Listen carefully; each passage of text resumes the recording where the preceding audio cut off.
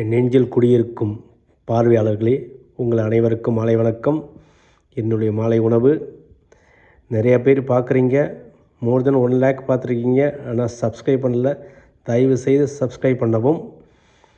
இன்று என்னுடைய மாலை உணவு சற்று தாமதமாக சாப்பிட்றேன். 7 மணிக்கு சாப்பிட்றேன். ஜென்ரலாக நான் 5:30 to 6:30 சாப்பிட்ருவேன்.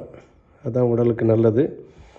நீங்கள் பார்க்குறது இது தக்காளி தோசை, இது கேரட்டு தோசை, இது காலையில் நான் ஹார்வெஸ்ட் பண்ண வெண்டைக்காய் தோசை. உங்கள்கிட்ட நான் ஷார்ட்ஸில் போட்டிருந்தேன் வெண்டைக்காய். இது ஆனியன் தோசை, ஆனியன் ஊத்தாப்புன்னு கூட சொல்லலாம். சின்ன வெங்காயம் போட்டது, சின்ன வெங்காயம் போட்டு நல்லா அருமையாக இருக்குது. இது கீரை தோசை.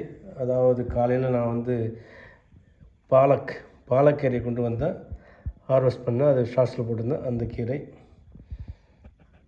இது குழி பணியாரம், உங்களுக்கு தெரியும், சுட சுட இருக்குது. இது கொஞ்சம் பச்சடி, கொஞ்சம் கார சட்னி. டெசர்ட் இன்றைக்கி வாட்டர்மெலன், தர்பூசணி, கொஞ்சம் வாழைப்பழம் இருக்குது. கொய்யாப்பழம் நம்மளோட தோட்டத்துலேருந்து, இந்த ஏலக்கி பழமும் நம்மளோட தோட்டத்துலேருந்து. இது ஏலக்கி பழம், பூவம்பழம் மாதிரி இருக்கும், ஆனால் ஏலக்கி. இவை தான் என்னுடைய மாலை உணவு. சிறப்பாக இருக்கிறது என்று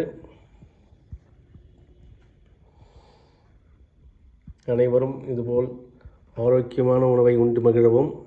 இது எல்லா விட்டமின்ஸும் கலந்தது. பாருங்கள், கீரை இருக்குது, வெங்காயம் இருக்குது, வெண்டைக்காய் இருக்குது, கேரட் இருக்குது, தக்காளி இருக்குது. கார்போஹைட்ரேட்டுக்கு மாவு, இட்லி மாவில் தோசை ஊற்றினது இருக்குது. ரொம்ப சிறப்பாக உள்ளது. நன்றி. வாழ்க வளமுடன். சப்ஸ்கிரைப் செய்யவும். நன்றி.